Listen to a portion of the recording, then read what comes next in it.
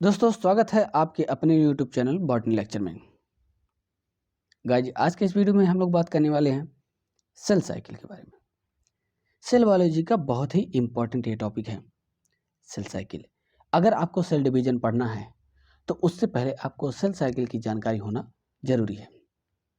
तो इस वीडियो में बात करते हैं हर एक स्टेप में, एक एक स्टेप के बारे में आपको मैं बताने वाला हूँ कि किस तरीके से एक सेल ट्रांसफ़र होती है स्टेप बाय स्टेप और आगे चल के डिवाइड होती है।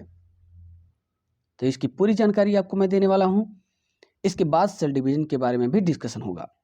डायग्राम देख करके आप अनुमान लगा सकते हैं कि किस तरीके से यहाँ पर आज डिस्कशन होने वाला है।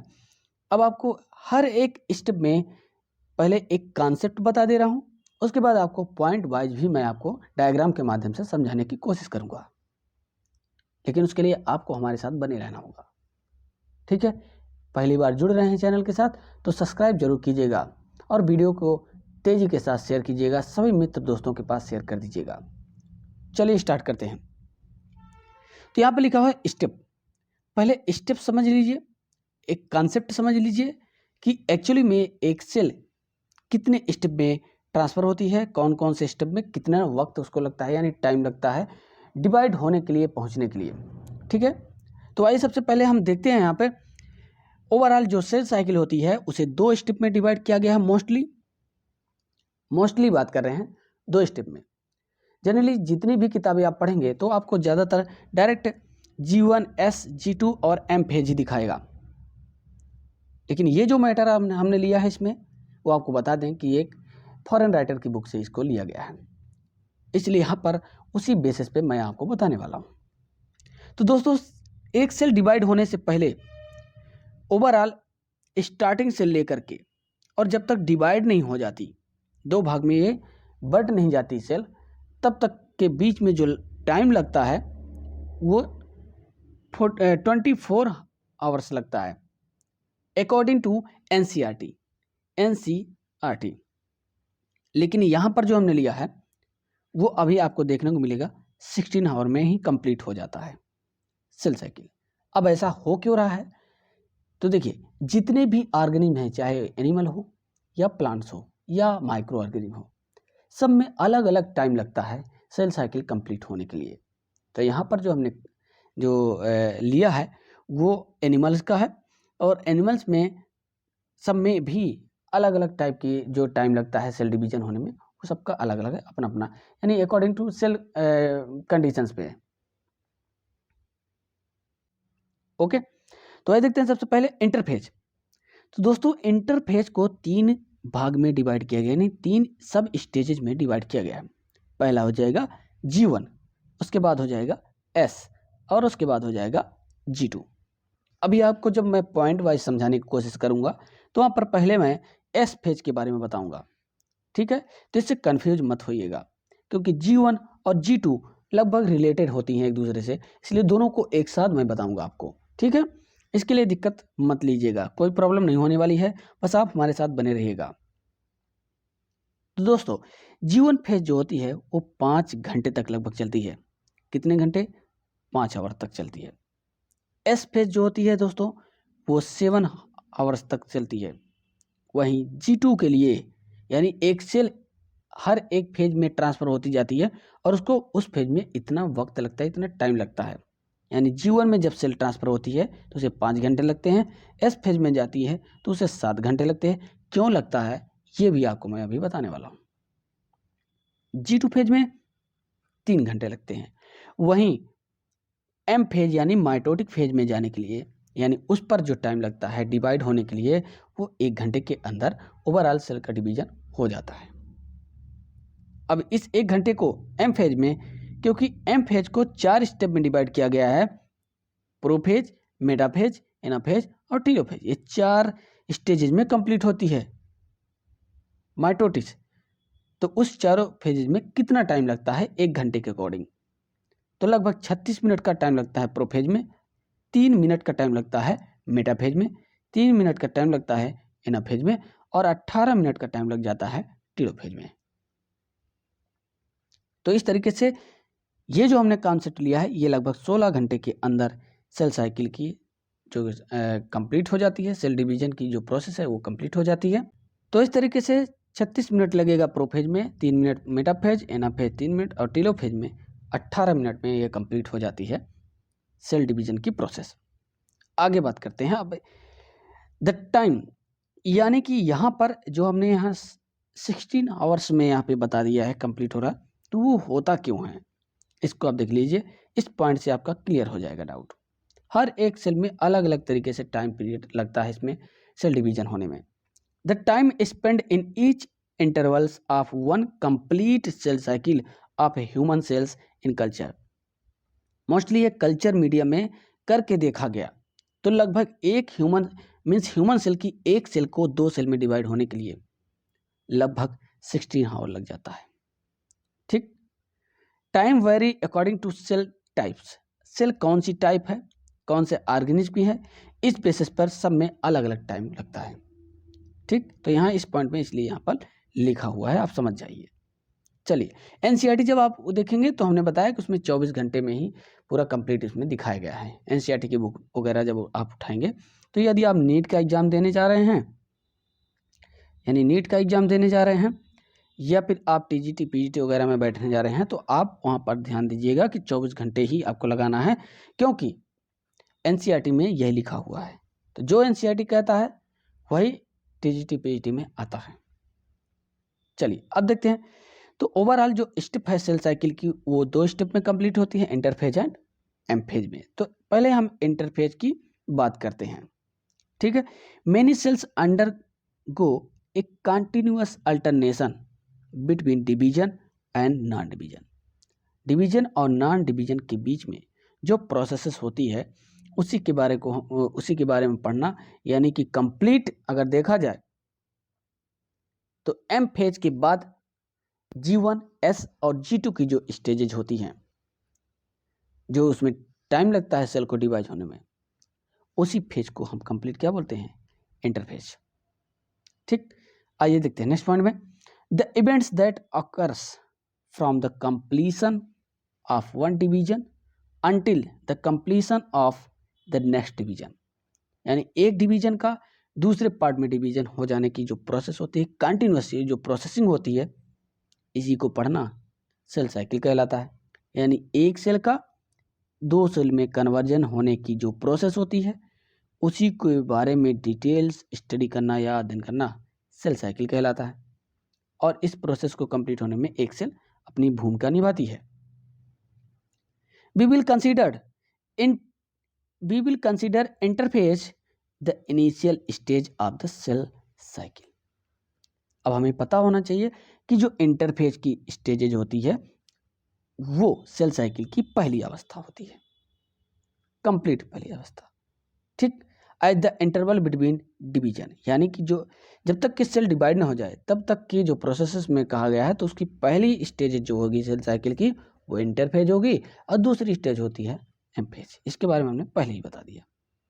जैसे इस स्टेज में देखा जाए तो यहाँ से अगर कोई सेल चलती है तो वह सेल G1 का क्रॉस करेगी, S क्रॉस कर जाएगी, उसके बाद G2 क्रॉस करेगी और यहाँ पर आने के बाद ये 2 पार्ट में डिवाइड हो जाती है माइटोसिस फेज के बाद।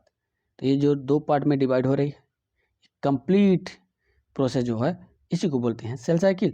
और इसकी जो G1 से लेकर के G2 तक की स्टेजेज है इसको बोलते हैं इंटरफेज और ये एम फेज कहलाती है।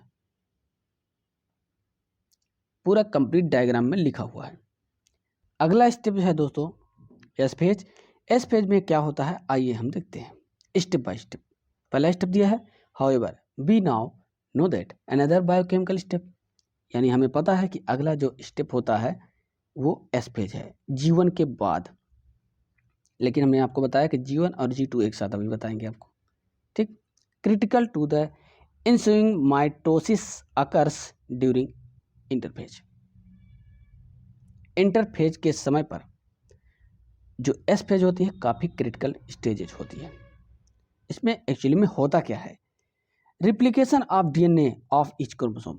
इस स्टेप में एस फेज में जितनी भी सेल्स होती हैं जैसे ही एस फेज में एंटर करती हैं उसमें पाए जाने वाले जो क्रोमोसोम की संख्या होती है वो क्या कर जाती है, यानी DNA की संख्या जो होती है वो डुप्लीकेट कर जाती है। यानी रिप्लिकेशन की प्रोसेस डीएनए किस स्टेज में करता है? एस फेज में। इसलिए एस फेज का दूसरा नाम है synthesis phase. This period during which DNA is synthesized occurs before the cell enters mitosis and is called the S phase. Synthesize होता है इसलिए इसका नाम एस फेज कहा गया, और माइटोसिस में एंटर करने से पहले ही डीएनए डबलिंग कर जाता है, यानी डुप्लीकेशन कर जाता है। ठीक, यही कहा जाए तो G1 और S की जो फेज होती है, इसी में डीएनए सिंथेसिस की प्रोसेस होती है। अगला नेक्स्ट हो जाएगा G1 and G2 phase. G1 को फर्स्ट गैप फेज कहते हैं या ग्रोथ फेज भी कहते हैं। G2 को गैप सेकंड या ग्रोथ फेज सेकंड बोलते हैं। Investigation of this nature demonstrate 2 period during interphase. दो और भी पीरियड्स होते हैं इंटरफेज में। व्हेन नो डीएनए सिंथेसिस, जहां पर डीएनए का सिंथेसाइज नहीं होता है। 1 before and 1 after the S phase. एक इसमें से G1 एस फेज से पहले होती है और एक G2 एस फेज के बाद होती है। बहुत सिंपल तरीके से मैं आपको बता रहा हूं। These are designated G1 gap first and G2 gap second respectively particular। तो दोस्तों उम्मीद कर रहा हूं आपको बहुत अच्छे तरीके से समझ में आ रहा है। During both of these intervals, इस इंटरवल में यानी G1 और G2 की जो इंटरवल्स होती है सेल्स के लिए, उसकी बात कर रहा है। As well as during its intensive metabolic activity, cell growth and cell differentiation are evidented. इस कंडीशन में जो सेल्स होती है G1 और G2 में ग्रोथ करती है, डेवलप करती है, और एस फेज में डीएनए का सिंथेसाइज होता है। एक डीएनए से दो डीएनए का फॉर्मेशन होता है। अब एक और स्टेजेज है, इसमें आप देख रहे होंगे, इस स्ट्रक्चर में ध्यान से देख लीजिए। G1 S एंड G2 के बीच में, यानी कहा जाए G1 के बाद ही एक और स्टेज होती है जिसे G0 के नाम से जाना जाता है। क्यों होती है? नॉन डिवाइडिंग सेल, क्योंकि G1 के बाद कुछ ऐसी सेल्स होती हैं जो रेस्टिंग पीरियड में चली जाती है, यानी डिवाइड नहीं करती। डिवाइड क्यों नहीं करती? क्योंकि एस फेज में नहीं जाएगी, और एस के बाद G1 में नहीं, G2 में नहीं जाती। G2 में नहीं जाएगी तो एम फेज में भी नहीं पहुंचेगी, और एम फेज में नहीं पहुंचेगी तो उसका डिवीजन नहीं होगा, और डिवीजन नहीं होगा तो यानी कि वो कहाँ चली जाएगी? रेस्टिंग कंडीशन में चली जाती है। तो इस पीरियड को बोलते हैं G0। यानी वो स्टेज कौन सी होती है? जहां पर सेल्स किसी ऑर्गेनिज्म की कुछ सेल्स जो होती हैं रेस्टिंग पीरियड में चली जाती है, उसे बोलते हैं G0 फेज। वही यहाँ पर लिखा हुआ है। आइए देखते हैं, इसके बारे में चर्चा करते हैं, क्योंकि एग्जाम में काफ़ी इससे क्वेश्चन पूछा जाता है। एट पॉइंट ड्यूरिंग G1 के समय पर, एक पॉइंट पर की बात कर रहा है। All cells follow one of two पथ।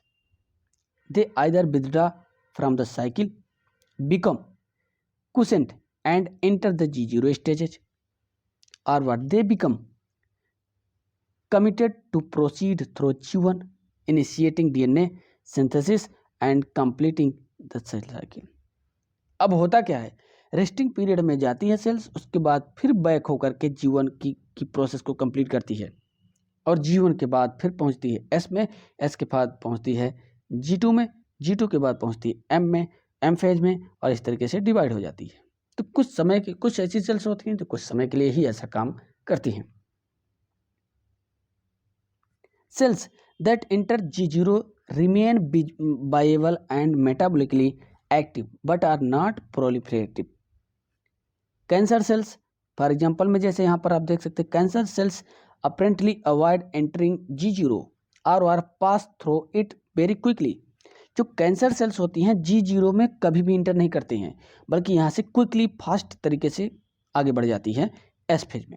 अदर सेल्स इंटर G0, पर कुछ ऐसी सेल्स होती हैं जो G0 में इंटर करती हैं एंड नेवर री इंटर द सेल साइकिल, और फिर से सेल साइकिल में री इंटर नहीं होती। ठीक है, यानी कुछ ऐसी भी सेल्स होती हैं जो G0 में इंटर होने के बाद अगेन री इंटर सेल साइकिल में, यानी सेल साइकिल में फिर से एंटर नहीं करते हैं, कंप्लीट डिवीजन उनका नहीं होता है। ठीक, still other cells in G0 can be stimulated to return to G1 and thereby re-enter the cell cycle. अब कुछ ऐसी भी सेल होती हैं जो फिर से G1 में आकर के और S से G2 और G2 से पुनः M फेज में आकर के डिवाइड हो जाती हैं।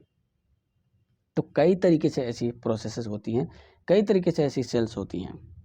आगे हम थोड़ी सी समरी के बारे में बात करते हैं, इसका आउटलाइन। अब हम लोगों ने पढ़ा क्या, by the end of G2 the volume of the cell has roughly doubled, DNA has been replicated and mitosis M is initiated.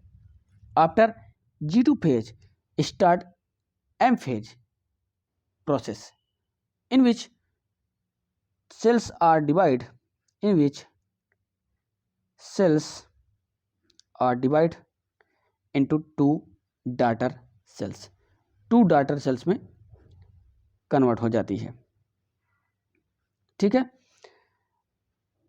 ये पूरा ओवरऑल हमने पढ़ा, जिसमें following mitosis continuously dividing cells the repeat the cycle G1 S and G2 M, ये 4 step में पढ़ा गया। और ओवरऑल जो फिगर है, इस फिगर का डायग्राम जितना अच्छे से हो सके आप लोग बना लीजिए।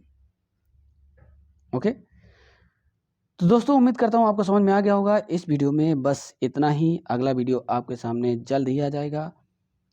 ठीक है, बहुत मेहनत तरीके करके एक PDF और ये सब क्रिएट कराया जाता है, इसलिए आप लोग अगर पहली बार चैनल में जुड़ रहे हैं, अगर अच्छा लगा हो तो चैनल को सब्सक्राइब जरूर कीजिएगा और एक लाइक तो बनता है, और अपने सभी दोस्तों के पास शेयर जरूर कर दीजिएगा। धन्यवाद आप सभी का।